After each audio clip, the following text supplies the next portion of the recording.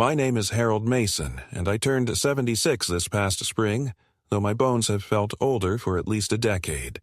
Since my wife, Loretta, passed away 3 years ago, I have been living with my son, Jeremy, and his wife, Mandy, in their split-level ranch house in Oakwood, Ohio. It wasn't supposed to be permanent, just until I got my bearings, just until I adjusted. That was the word they used, adjust. As if grief was a piece of furniture you could slide into place. Loretta died in her sleep, mercifully quick, the doctor said, although I've since come to resent that phrase. Nothing about it felt merciful. She had made her favorite roast chicken the night before and had kissed me goodnight with her usual tired affection. And in the morning, I found her cold and gone. That moment cleaved my life into before and after. Everything that has followed has been part of the after, a slow, aching echo. I gave up our little 2-bedroom house on Primrose Lane because I couldn't stand the emptiness. Every room held her voice, her laugh, her smell. I told myself I didn't need the space, that it made sense to live with family, that I would be a help to them, and they would be a comfort to me. I brought only a few things with me: my recliner, my photo albums, and Loretta's crocheted blanket, the one she used to drape over her knees on chilly evenings. Jeremy and Mandy cleared out the guest room, painted it a neutral gray, and said I could make it mine. But it never really became mine. The closet already held Mandy's off-season clothes, and the dresser was half filled with miscellaneous electronics. I hung a few photos on the wall: Loretta and I on our honeymoon in Lake George, Jeremy as a toddler in overalls, my retirement party from the school district. But they looked like artifacts in a museum of a life no one remembered but me. My days settled into a quiet pattern. I would wake early, as I always have, make myself a cup of instant coffee, and take a short walk around the neighborhood if my knees allowed it. I'd nod at the same joggers and dog walkers, none of whom ever stopped to chat. I'd return to the house, careful not to make noise, and spend most of the day in my room reading old westerns or watching game shows. Sometimes I'd sit in the backyard if the weather was good, listening to the rustle of the wind in the maple trees, pretending I still had a garden to tend to. Jeremy works long hours in IT. He's always in some Zoom call or glued to 3 monitors in the basement. Mandy is a nutritionist who runs her own coaching business from home. She says she specializes in resetting people's relationship with food, though I've never asked her what that means. The only regular interaction we have is at dinner, which is always at 6 sharp. They eat clean, lots of kale, quinoa, and grilled fish. They prepare a separate plate for me: steamed vegetables, small portions of white meat, very little salt. I'm diabetic, yes, but I've been managing it for over 20 years. Loretta was always careful with our meals, but she never treated me like a burden. Jeremy is distant, but not cruel. He greets me in the morning with a distracted, "Hey, Dad," and sometimes asks if I need anything when he goes to the store. He is a man of few words, just like his grandfather. He has grown into someone I respect but don't understand. The way men become strangers to their fathers when careers and mortgages replace fishing trips and Saturday projects. Mandy, on the other hand, is harder to read. She was kind at first. Overly kind, I think, the way people are when they're trying to earn something. She made my bed the first few mornings, brought me herbal teas, asked about Loretta as if she truly cared. But within weeks, her tone began to shift. Her sentences shortened, her compliments stopped. She began to sigh when I asked a second time what day of the week it was, and she started knocking before entering the room, even when the door was open. Once, I found a note on the fridge: "Please don't eat the yogurt. It's for a client." I felt like a child being told off at school. The house itself doesn't welcome me. It's a modern space, open floor plan, granite countertops, those tall bar stools I can barely climb onto. The TV is always playing something loud and unrecognizable.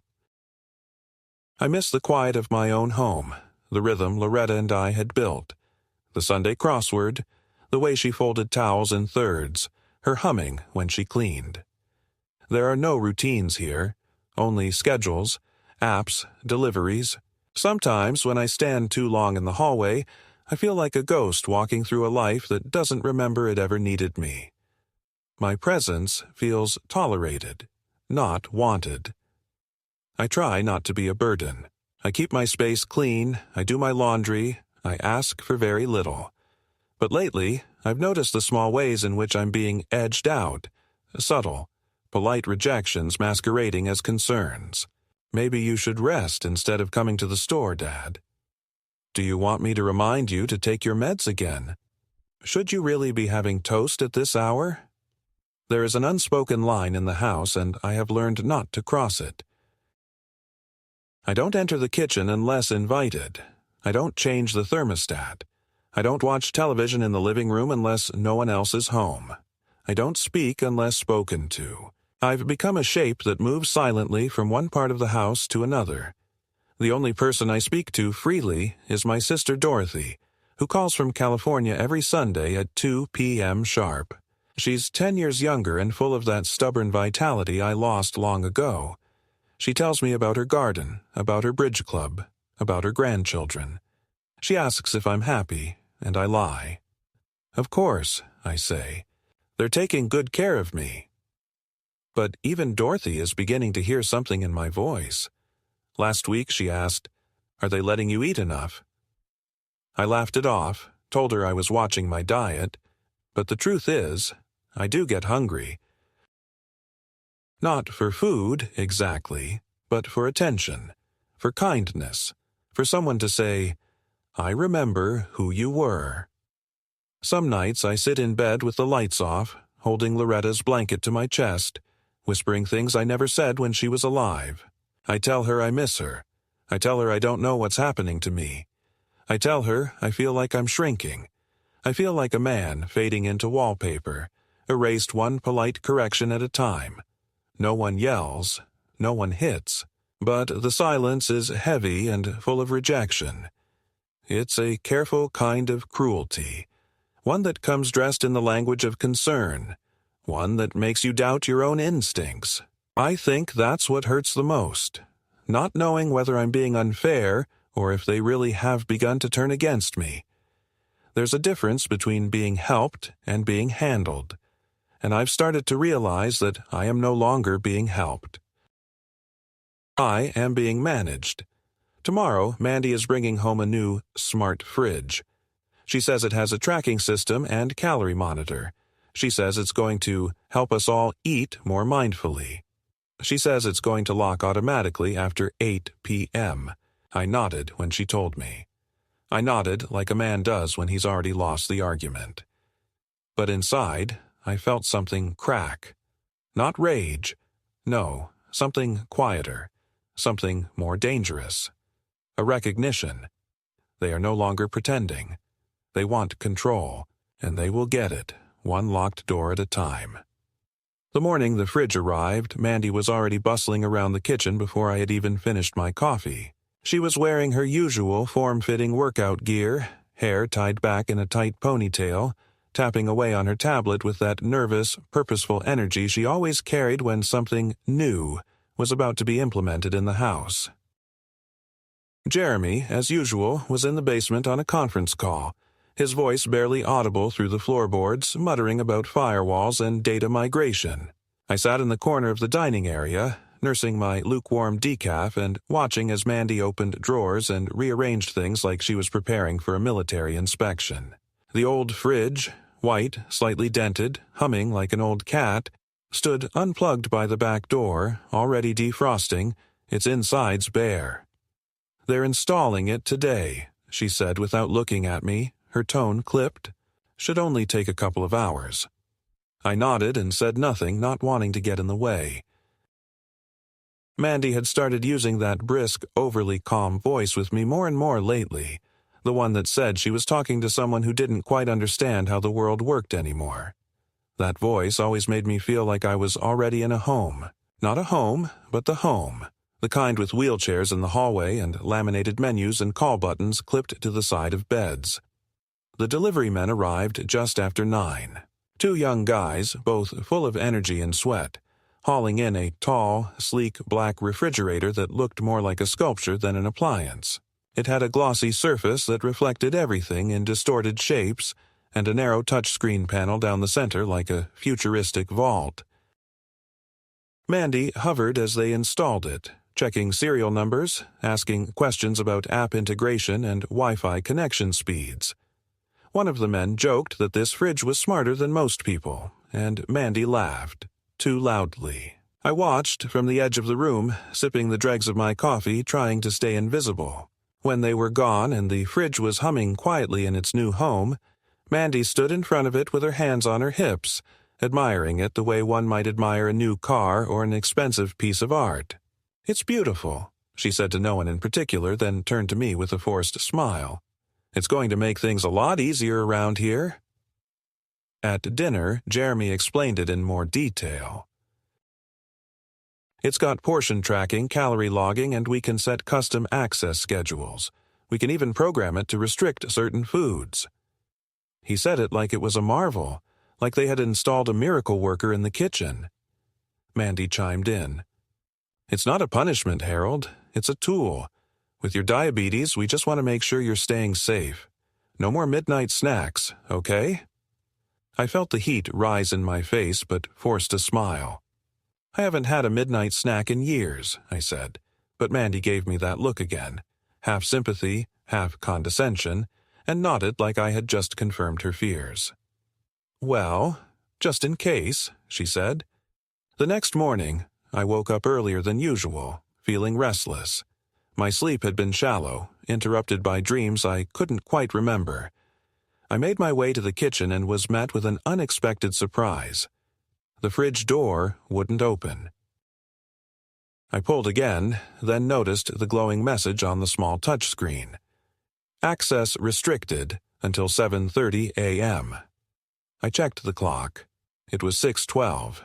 I stood there for a long moment, hand still on the handle, unsure whether to laugh or curse.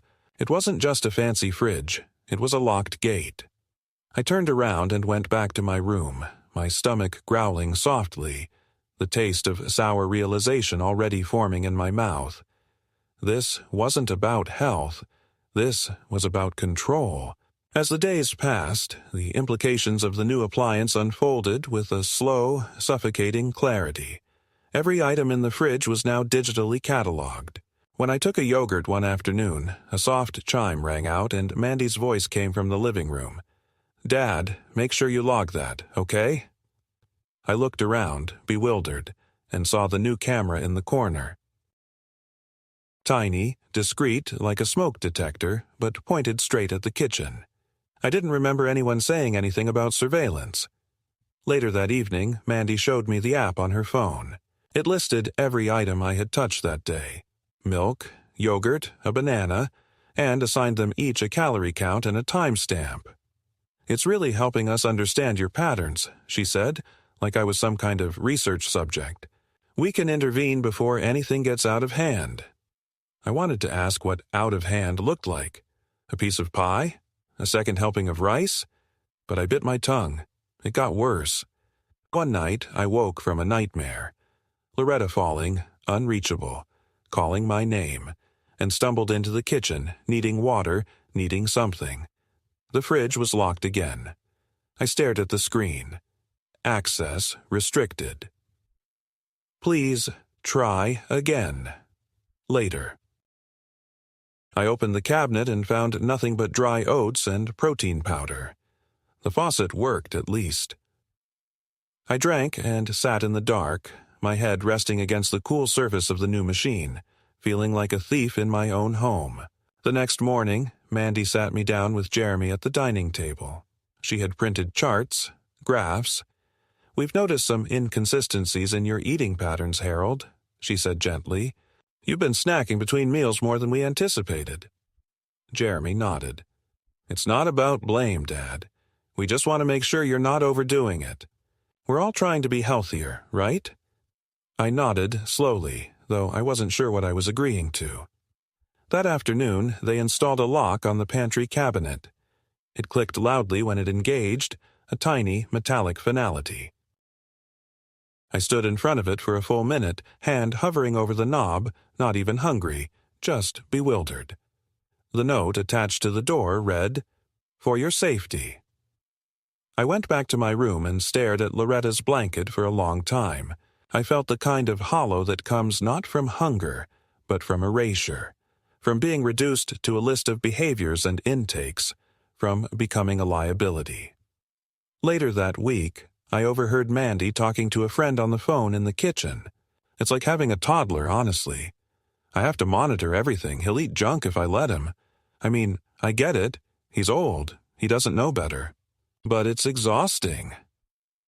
Her voice was bright, casual, like she was discussing a pet that had peed on the rug. I stood just out of view, back pressed against the hallway wall, fists clenched. I wanted to storm in and tell her I was still here, still lucid, still capable, but I didn't. I waited until she left, then walked slowly into the kitchen, placed my hand on the fridge handle again, and found it locked. Of course it was. I stared at my warped reflection in its glossy surface, a pale, tired ghost of a man who used to know who he was. The true breaking point came one afternoon when Dorothy called. I took the call in the backyard, sitting under the skeletal maple tree that used to bring Loretta so much joy in the spring. Dorothy asked if I was eating well. I hesitated too long. "They're trying to help," I said eventually, but my voice cracked on the last word. Dorothy was quiet for a moment. Then she said, "Harold, what are they doing to you?" I didn't answer, just closed my eyes against the wind and listened to the rustle of leaves that didn't rustle quite the same anymore. That evening, Mandy informed me that from now on, I'd need to check with her before taking anything from the fridge outside of mealtimes. "It's just a precaution," she said, smiling. "You forget sometimes, and it's better this way." I opened my mouth to object, to remind her that I had lived through war, through hardship, through years of driving that yellow school bus across snow-covered roads without incident. But the words didn't come. Instead, I nodded, again, just like every other time. But inside, something shifted. A weight that had been pressing down on me for weeks began to melt, not into sadness, but into something sharper. Not quite anger, not yet, but close. A kind of clarity. A sense that whatever was happening here had passed the line between concern and quiet cruelty. They thought they were helping. Or maybe they didn't. Maybe help had never been the point. Maybe this was never about food. Maybe they were hungry for something else entirely. Power, control, or simply the comfort of knowing I couldn't get in their way. Whatever it was, it had nothing to do with yogurt or toast or sodium intake. And I knew, as I lay in bed that night staring into the dark, that I would not allow it to go on forever.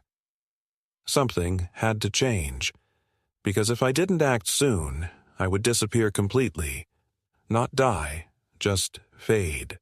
And that, to me, was a far crueler fate than death. A few days after that last conversation with Mandy about food access, something subtle but unmistakable shifted in the air of the house. There was no single event, no dramatic explosion, but a quiet, methodical tightening, as if an invisible hand was slowly closing around my neck, testing how much pressure I could endure before reacting. They stopped asking if I wanted to join them for dinner, and soon they stopped informing me altogether. One evening, I came down at my usual time only to find the table cleared, plates in the dishwasher, and the lights in the kitchen already dimmed. I stood there in silence, staring at the empty room before quietly making myself a bowl of dry cereal with the remaining milk from the guest fridge in the garage. Mandy had said it was for backup use only, emergencies or unexpected guests. But I figured hunger after being forgotten might qualify as both. Still, I felt guilty, like I had stolen from someone else's pantry. I ate alone in the darkened living room, the television silent, the shadows longer than usual, and I realized with a kind of stunned detachment that I was no longer part of the family routine. I was now an afterthought. A week later, I woke up to find a new printed schedule taped to the fridge. It had food access rules in bold letters at the top and listed various time slots for meals and snacks, with specific items allowed in each. There was a small note at the bottom, handwritten in Mandy's elegant print. For Harold's health. I stared at it for a long time before walking away. That same day, I overheard Mandy on another call in her office, her voice hushed but firm. He's pushing back a little, yeah. Some resistance, but I expected it. He's not dangerous, just stubborn. And it's not like he's going anywhere. I didn't know who she was speaking to. Maybe a colleague, maybe some kind of elder care advisor, but what struck me most wasn't her condescension. It was the certainty, the conviction in her voice that I was a man to be managed, not reasoned with, a figure to be reshaped until I no longer resembled a threat, not even to myself. The real humiliations began subtly, embedded in small, daily interactions. One afternoon, I reached for a leftover chicken breast on the bottom shelf and heard Mandy call out from the other room, "That's not in your window, Harold." I froze, hand halfway to the Tupperware. "Put it back, please." Her voice was pleasant but firm, like a preschool teacher correcting a child who had grabbed an extra cookie. I put the chicken back. The next day, the fridge was reprogrammed to only unlock for me during predetermined intervals. The touchscreen would flash my name when I approached, and if it was not my designated time, it would display a simple message. Access denied. Please consult your caregiver. My caregiver. That word landed like a slap. I had never needed a caregiver in my life. Not after my heart scare 10 years ago.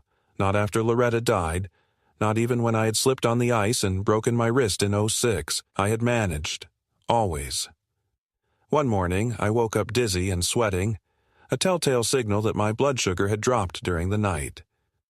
I reached for the glucose tablets I always kept in my drawer. Gone. I shuffled toward the kitchen, fingers numb, and found the fridge locked, the screen blinking red. I knocked on Mandy and Jeremy's door, half delirious. Mandy answered, hair tangled, face annoyed. "Harold, it's 4 a.m.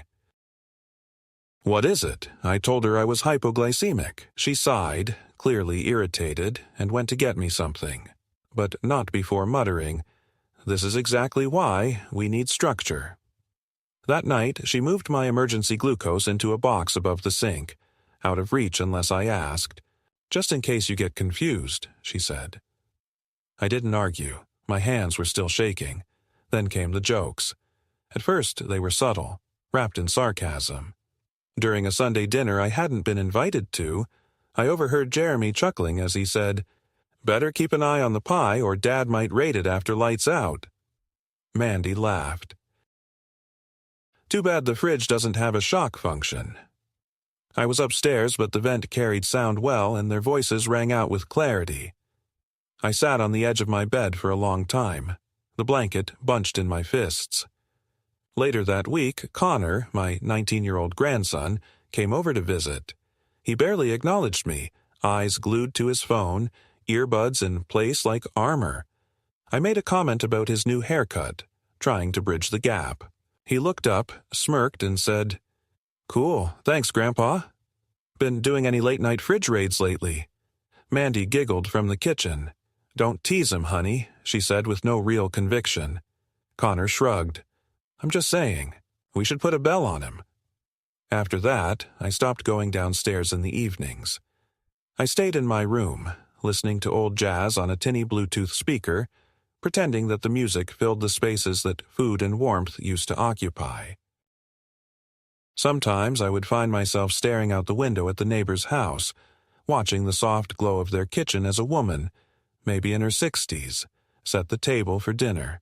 Her husband passing her utensils, their silhouettes moving in a rhythm remembered from my life with Loretta.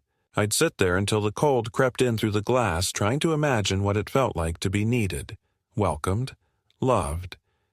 Then came the food diary. Mandy handed it to me like a gift. "This is going to help us stay on track," she said.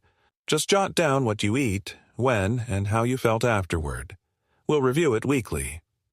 I opened the little leather-bound book and stared at the empty pages. It felt like homework, like punishment. But I wrote in it. I wrote, 1 banana. 8 a.m. I felt invisible. Half turkey sandwich. 12:15 p.m. I felt ashamed. I never showed them those entries. Instead, I copied what I thought they wanted to see. Simple lists, obedient entries. They never looked closely. I doubt they cared about the details. They only wanted proof that I was compliant. One day, I tried to talk to Jeremy. We were alone in the garage, and I asked if he thought things had gone too far. He looked up from his laptop, confused. "What do you mean?" I gestured to the house. "The locks, the cameras, the rules. I don't feel like I live here anymore." He blinked, then looked away. "It's for your health, Dad. You know that. Mandy's been working hard on all this. She reads a lot of studies. And, honestly, you haven't exactly been taking care of yourself." That last sentence hit harder than he realized. Not because it was true, but because he believed it was. That was the moment I realized he had already crossed over. He no longer saw me as a man, a father, a husband in mourning.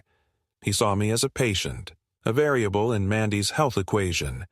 He saw what she saw. Soon after, Mandy rearranged the kitchen completely. She moved all the dishes I used to a lower cabinet. So you don't have to reach. She replaced my fork with a plastic one, saying the metal made my hands tremble. She pured my vegetables one night for easier digestion. I had no input. I had no say. And when I tried to resist, when I pushed back and asked why I wasn't allowed to serve myself anymore, Mandy responded not with anger, but with that sickening smile, the kind that cloaked contempt in faux compassion. "It's just easier this way, Harold. For all of us." One night, I found a slice of cheese wrapped in a napkin in my coat pocket. I didn't remember putting it there. I sat on the edge of my bed, unwrapped it slowly, and ate it with trembling fingers. It was cold, dry, flavorless, but it tasted like rebellion, like memory, like something real. Afterward, I cried, not because I was sad, but because I had forgotten what it felt like to make a decision without permission. That night, I began to plan. Nothing grand or dramatic, just a small decision. I would begin keeping my own records. Not food, not calories, but truth. A journal, hidden beneath the false bottom of my dresser drawer. I wrote down everything. The fridge schedule, the surveillance camera, Mandy's comments, Jeremy's indifference, Connor's mocking, not out of spite but out of preservation. If they were going to treat me like a shadow, I would be my own witness. I would remember for myself, because it was becoming clear that no one else would.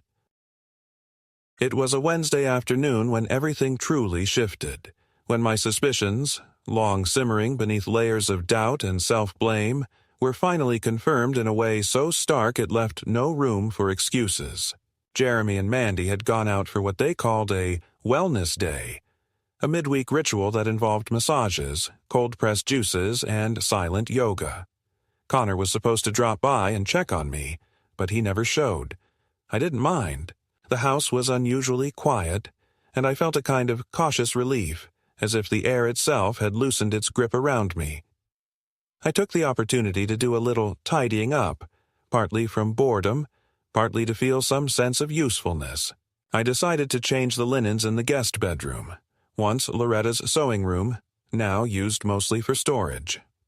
As I opened the top drawer of the old desk, I noticed a file folder slightly out of place, its corner sticking out like a flag. I pulled it open, expecting receipts or insurance forms, and instead found something far more damning: printouts from my bank. At first, I thought it must be a mistake. The statements showed recent withdrawals I hadn't made. 2 $500 debits spaced 2 weeks apart, both marked from the same ATM across town. Then, more alarmingly, there were notes of transfers. 1,000 here, 2,000 there, all marked as care-related expenses sent to an account under Mandy's name. I sat down hard in the old armchair by the window, the folder trembling in my lap. My name was on the account. Loretta had added me to it years ago for her life insurance. We kept it separate, a cushion for emergencies. I had never touched it after she died. And yet here it was, being drained in increments, dressed up as caretaking. I spent the rest of the afternoon rummaging through drawers, shelves, cabinets, any place I might have once considered off-limits but now realized was fair territory. In Mandy's office, I found a binder labeled Future Planning. Inside were notes from meetings with estate planners, power of attorney documents partially filled out, and a checklist written in Mandy's handwriting that made my stomach knot. It read, Step 1. Monitor behavior patterns. Step 2. Document forgetfulness episodes. Step 3. Consult doctor for cognitive review. Step 4. Apply for durable guardianship. My name was scribbled in the margins.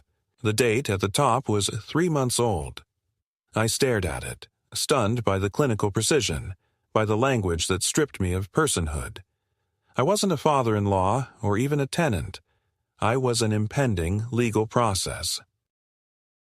I stood in the middle of the room, breath caught somewhere between fury and heartbreak. They weren't just locking the fridge or tracking my snacks. They were building a case. A silent, calculated campaign to render me legally irrelevant. And, worst of all, they had been doing it under the guise of love. Of course, Mandy always said, "This is for your health." Of course, Jeremy nodded and mumbled about safety. It had all sounded so reasonable until the moment I saw my life summarized in a bulleted list. That night, I couldn't sleep. I sat in my bed with the binder on my lap, pages fanned out like a map of betrayal, and tried to understand where it all began. Maybe it was when Loretta died, maybe when I gave them access to that account. Maybe it had always been there, dormant, a kind of practical opportunism masked as concern. I didn't know, but I knew what I felt now. Not sadness, not yet. What I felt was clarity. For the first time in years, I knew I wasn't imagining it. I wasn't being paranoid. I was being prepared for removal. The next morning, I did something I hadn't done since moving in with them. I called my bank. I asked to speak to Eleanor, the same manager who had helped Loretta and me for decades. When she heard my voice, she sounded surprised, almost relieved. "Mr. Mason," she said, "I was hoping you'd call. There have been some unusual activities on the account you share with your late wife." I confirmed my suspicions. Mandy had added herself as a secondary administrator without notifying me. Eleanor offered to freeze the account temporarily until I could come in. I thanked her, and for the first time in weeks, I smiled. But that was just the beginning. I knew I had to play my role a little longer. If Mandy and Jeremy were so invested in seeing me as incapable, I would let them continue. I ate their tasteless meals, nodded at their comments, wrote fake entries in my food diary, and kept my true journal hidden beneath the loose floorboard in my closet. Every entry was detailed, time-stamped, written in the same neat script I used when I was filling out bus route logs. I cataloged everything. When they locked the fridge, what they said about me when they thought I couldn't hear, what documents I found, what accounts were touched. It was all there, a record, a defense. But more than defense, it became something else, a promise to myself that I would not go quietly. They could manipulate, isolate, belittle, but they could not erase me. Not as long as I remembered who I was. Not as long as I had proof. I wasn't just documenting their control. I was reclaiming mine.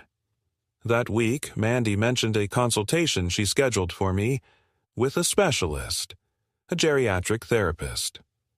"Just to check in," she said sweetly. "It's routine." I agreed, cheerfully, but I also made a second call, to Dorothy. I told her everything. For a long time, she didn't speak. Then, finally, in a voice tight with anger and sorrow, she said, "Harold, You're coming to stay with me."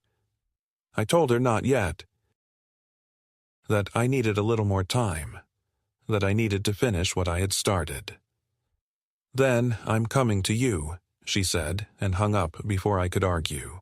That night, I made myself a sandwich, peanut butter and jelly, cut diagonally the way Loretta used to do it. I ate it slowly, alone, the way I had eaten all my meals lately. But this time, it didn't taste like defeat.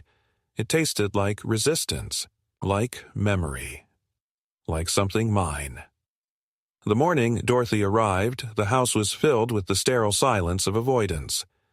I hadn't told Mandy or Jeremy she was coming, hadn't warned them, hadn't asked permission, hadn't even hinted. I'd called her 3 nights before, my voice steady, calm, but edged with something unfamiliar. Resolve. She'd said nothing at first, just listened. Then came the quiet assurance, her voice like an anchor. "I'm driving in." No arguments. "You're not facing this alone." She made the trip from California over 2 days, stopping only for gas and short naps. When she finally pulled into the driveway in her pale blue Camry, I watched from my upstairs window, heart pounding, a trembling in my hands that had nothing to do with age. She stepped out of the car like a storm contained in a petite woman's frame. Sharp eyes, wind-chapped cheeks, gray hair pinned in a loose bun. She walked to the front door with a purpose that didn't falter. Mandy opened the door before she could knock. They must have seen her coming. I couldn't hear their words at first, just the tones. Mandy's clipped and surprised, Dorothy's firm, deliberate. I came down the stairs halfway through their exchange and caught only the tail end. Dorothy saying, "Whether you like it or not, I'm staying for a few days. Harold needs a witness." Mandy blinked, then forced a smile so tight I could see the muscle twitch in her jaw. "Of course. Family is always welcome." She turned to me. "You didn't tell us she was coming." "No," I replied simply. "I didn't." That evening, the house was tense in a new way. Mandy still plated my dinner separately, still dictated the salt content, still placed the food diary at my seat like a ritual, but now she did it all under the sharp gaze of Dorothy, who sat beside me with a pen in hand and a small notebook of her. Jeremy avoided the kitchen entirely, claiming a late meeting. Connor didn't show up that week. Mandy kept smiling, kept speaking in soft, measured tones, but her control was cracked. I could see it in the way she over-explained everything, in how often she mentioned routine and balance, how she carefully worded every sentence with legal precision. She was no longer speaking just to me. She was documenting herself for a witness. Dorothy spent the next 2 days quietly observing. She asked simple questions at dinner. "Why is the fridge locked? What's the purpose of this tracking system? Has Harold ever expressed confusion or memory loss?" Mandy's answers were always the same.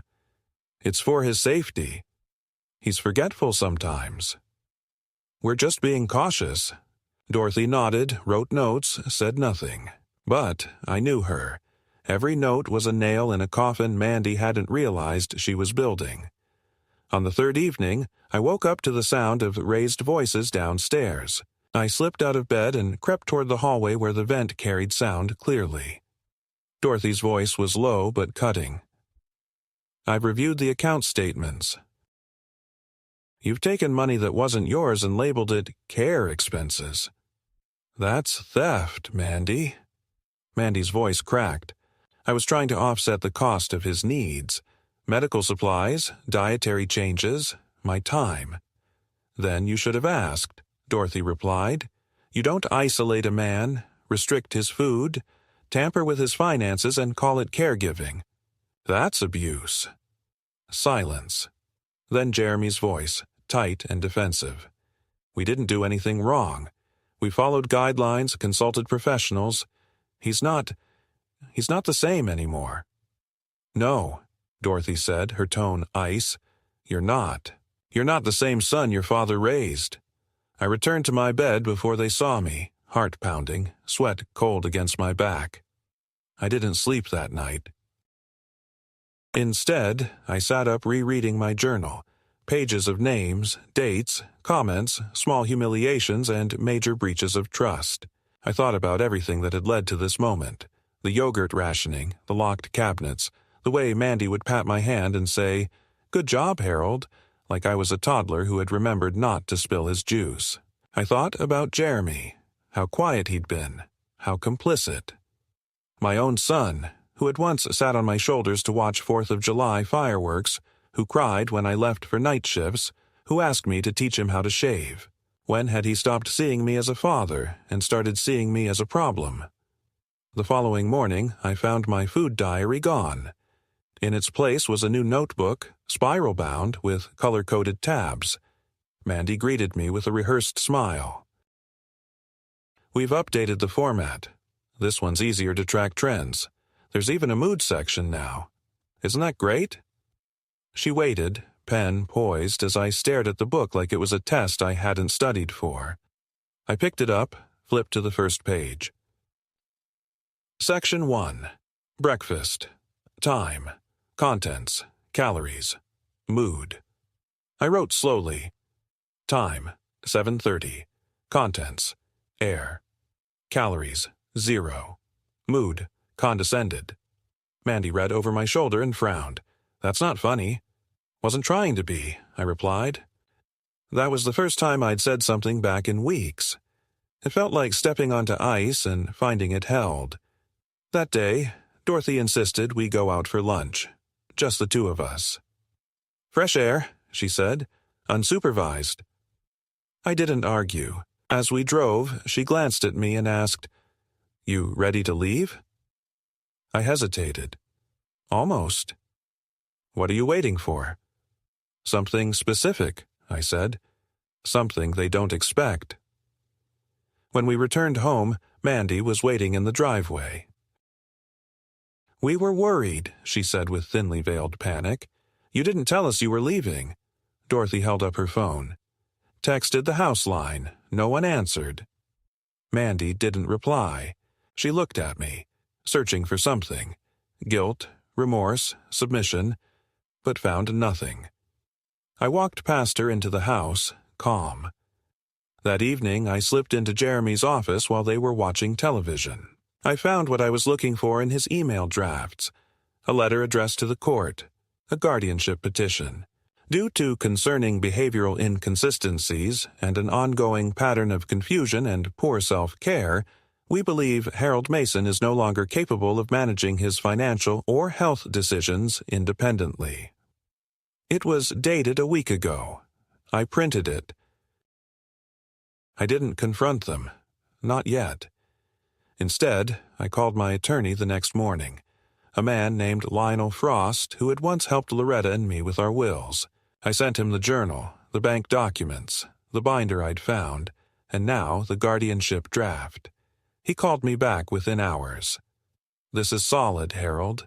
Do you want to pursue charges?" "Not yet," I said. "I want leverage first. Then I want freedom." That afternoon I unplugged the fridge. It chirped once in protest and went dark. When Mandy discovered it, she screamed. "What did you do?" she barked. "You could have spoiled everything in there." I shrugged. "Didn't need permission to turn it on when we bought it. Don't need permission to turn it off." Jeremy intervened, holding her back. "Let's calm down." "No," she hissed. "He's trying to sabotage everything we built." That word, built, sat in my ears like poison. Built what? A fortress of control? The final straw came 3 days later. I woke up to find the locks on my door changed. My bedroom, once my last sanctuary, was now accessible only with their fingerprint scanner. Mandy said it was for monitoring health overnight. She used phrases like wandering risk, like elder nocturnal disorientation. I said nothing. I didn't need to. Dorothy had filmed it. That evening, while they slept, I packed. Not everything, just my journals, my documents, the photo of Loretta and me from our 40th anniversary, and the blue wool sweater she'd knit in the final year of her life. I left the food diary on the kitchen counter with a note inside. Mood resolved. At 3:45 a.m., Dorothy and I pulled out of the driveway. I didn't look back. Not once. But leaving wasn't enough. I had no intention of vanishing quietly. They wanted me powerless, voiceless, erased. They wanted to rewrite my history and absorb my future. They'd taken money, dignity, independence, and they were just getting started. So I did what they never expected. I fought back. Not with fists or rage, but with facts, with legal filings, with letters sent to elder protection agencies, with recorded conversations, with notarized statements. 2 weeks later, Jeremy and Mandy received notice of the pending lawsuit and the formal request to reverse all power of attorney documentation. Their bank accounts were frozen for investigation. Their credit cards flagged. Dorothy's lawyer filed an injunction preventing them from claiming any further access to my finances. Mandy tried calling. Jeremy sent an email. "Let's talk. We can fix this." I never responded. Instead, I watched from Dorothy's living room as my name was cleared, my assets returned, and the guardianship petition dismissed with prejudice. The judge stated plainly, "There is no evidence of incompetence. There is, however, strong evidence of coercion, undue influence, and financial exploitation." It should have felt like victory. But it didn't. Not yet. I'd won a battle, yes. But something had broken permanently. Not just trust. Not just the illusion of family. Something in my sense of safety, of belonging. They had not just tried to control me. They had tried to erase me. And I would carry the echo of that attempt for the rest of my days. The day I walked into the attorney's office to sign the final documents was bright, unusually so for early March in Ohio. The sun poured through the tall windows like a silent witness, indifferent to the history being written at the polished mahogany desk before me. Lionel sat across from me in a crisp charcoal suit, glasses low on his nose, papers aligned with a mathematician's precision. He explained everything again, not because I didn't understand, but because he knew the value of ritual, the importance of hearing the same words once more before crossing the final threshold. I had listened carefully the first time, my financial autonomy reinstated, the fraudulent withdrawals being investigated, and the civil suit against Jeremy and Mandy set to proceed if they failed to comply with the return of funds and public apology. Lionel asked me if I was ready. I didn't speak for a moment. I looked at the pen in my hand, at the papers awaiting my signature, and then at the small brass plate on Lionel's desk. Integrity before all. A platitude, maybe, but today it felt earned. I signed every line slowly, deliberately, feeling each stroke carve something final into the air around me. When the last signature dried, Lionel leaned back and said, "It's done, Harold." But it wasn't, not yet. Back at Dorothy's, I sat alone in the guest room, the door closed, the legal documents resting in a neat folder on the nightstand. I felt no euphoria, no catharsis.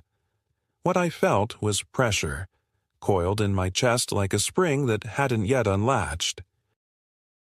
Justice on paper didn't erase the nights I'd stared at a locked fridge in the dark, or the mornings I'd sat at a table where no one spoke my name. It didn't unmake the feeling of being studied, corrected, corralled. I had taken everything back, my rights, my money, my story. But what I hadn't yet done was speak. Not to them, not with clarity. I had left them letters and legal orders, but I had not stood in front of them and said plainly, "You hurt me. You crossed a line, and I will never see you the same way again." The opportunity came unexpectedly. Dorothy received a voicemail while I was in the kitchen pouring myself coffee. Black, hot, just how I liked it, no permission required. The message was from Jeremy. His voice was raw, sleep-deprived, heavy. He said they wanted to meet. No lawyers. Just us. Just Dad and me and Mandy. Please. I told Dorothy I'd go. She offered to come with me to wait outside, but I said no. Some things a man must do on his own. They chose a neutral spot, a diner just off Route 15, the kind with pleather booths and slow fans that creaked overhead. I arrived first and sat in the back corner, watching the door. When they entered, I saw what time had done to them in just a few weeks. Mandy looked brittle, thin around the mouth. Jeremy looked older, more so than the years between us would justify. They slid into the booth opposite me, and for a long moment we said nothing. The waitress came, we ordered coffee, and when she left, Mandy opened her mouth first. "We never meant for it to get that far," she began. "We thought we were protecting you." I held up my hand, not angrily, but firmly. "Stop." My voice was quiet, even. "You don't get to start with justification. You start with truth." Jeremy looked at me, his eyes hollow. "We didn't think you'd fight back." The honesty stunned me more than any apology could have. I nodded slowly. "That much is clear." I reached into my coat pocket and pulled out the food diary. The original one Mandy had given me, filled not with calories but memories, slights, small daily humiliations. I set it on the table between us. "Do you know what this is?" Mandy glanced at it, unsure. I flipped it open, read aloud. January 17th. Denied toast. Told I was forgetful. Refrigerator locked. Mandy said, "We'll make the decisions now." Jeremy nodded. No objection. I closed it. Every day I documented your choices. Not mine, yours. Jeremy swallowed hard. "We thought you were declining." "No," I said. "You hoped I was." "It would have made things easier." Mandy's face twisted. "That's not fair." I shook my head. "Fair?" "You used my grief like it was a fog bank you could disappear into while taking what didn't belong to you. You made me feel like I was vanishing. You taught my grandson to mock me. You stood over me like a warden and called it love." My hands trembled, but not from weakness. "And the worst part is, I started to believe you. I started to think maybe I was broken. Maybe I deserved less." I leaned forward. "But I wasn't, and I don't, and I never will again." Mandy looked away. Jeremy just stared at the table. The silence between us stretched long. Finally he said, "We'll return everything. Publicly, if you want. We'll sign whatever Lionel gives us." "Good," I said. "But that's not the point. You think this is about money. It never was. It's about dignity." I stood up, placed a 20 on the table for the coffee, and looked down at them one last time. "I don't want revenge. I don't need you to suffer. I want you to remember this. There was a line, and you stepped over it. If you'd asked for help, I would have given it. But you didn't. You took." I turned to leave. "From now on, I live where no one locks my food or my door. I live where I'm seen." I walked out of that diner lighter than I had felt in years. The air didn't change, the sun didn't break through clouds, no music played, but something inside me had settled, something final. I wasn't just free, I was reclaimed, not by them, not by the courts, by myself. I now live in a small rented cottage on the edge of Sandusky, tucked just beyond the reach of the lake's winds, but close enough that I can still smell the water on clear afternoons. It's quiet here. Peaceful in a way I had forgotten was possible. The walls are mine. The thermostat listens only to me. The fridge hums politely, unlocked, undemanding, unobserved. I keep my own schedule, eat when I'm hungry, read when I feel like it, and let the silence settle without judgment. The first few mornings I still caught myself walking lightly, waiting for permission to move, to speak, to open a cupboard. Habits formed under pressure take time to loosen. But they are loosening. With every sunrise, I do not have to explain myself. I begin to breathe more fully. Dorothy helped me move in. She scrubbed the floors herself, unpacked my books, and arranged Loretta's blanket over the back of the recliner like it had always belonged there. She still calls every morning at 9 sharp, even though we're now only a few minutes' drive apart. She says she does it just in case, but we both know it's more than that.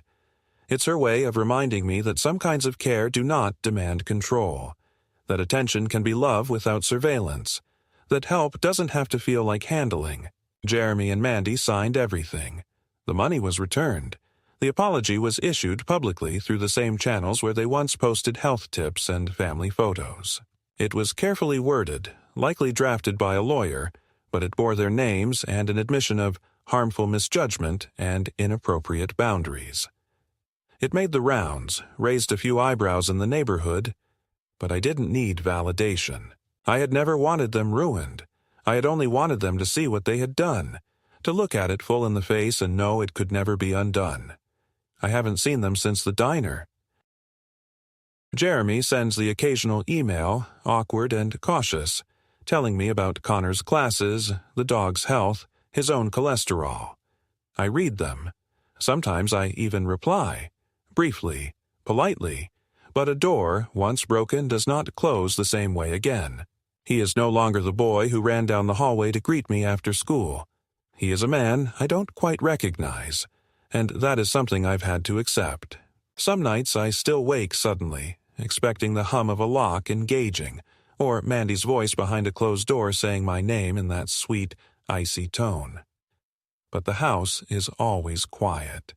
There are no cameras, no schedules, no lists, just me, the moonlight on the hardwood and the soft rustle of leaves outside the window. I rise, drink water freely, maybe make toast. Sometimes I talk to Loretta as I stand in the kitchen, telling her what I ate, how the tomatoes are finally coming in, how I bought a new bird feeder and the robins are back. I tell her I kept my word, that I didn't disappear, that I'm still here. The journal sits on my desk, filled end to end, a testament to the slow erosion of dignity and the even slower climb back to self. I still write in it, though now the entries are quieter. A good meal, a new neighbor, the sound of rain on the roof. I write because remembering matters, because erasure begins with silence, and I refuse to go silent. Not again. I've begun volunteering at the senior center in town. Nothing formal, just talking to folks, helping with tech questions, reading aloud to people whose eyesight has faded. They ask me why I came here, what brought me to this quiet town by the lake. I tell them the truth, but gently. I lived somewhere where I wasn't seen. Now I live where I am. Most nod. Some understand more than they say. We all carry versions of the same story, I think. Different details, same ache, to matter. I am 76 years old. I know what was nearly taken from me. I know how close I came to becoming a ghost inside my own name. And I know now, more than ever, that dignity isn't granted by others. It's reclaimed in the quiet choices, the unlocked fridge, the spoken truth, the unshaken voice. I won't be erased, not while I can still speak, not while I still remember, not while I still write.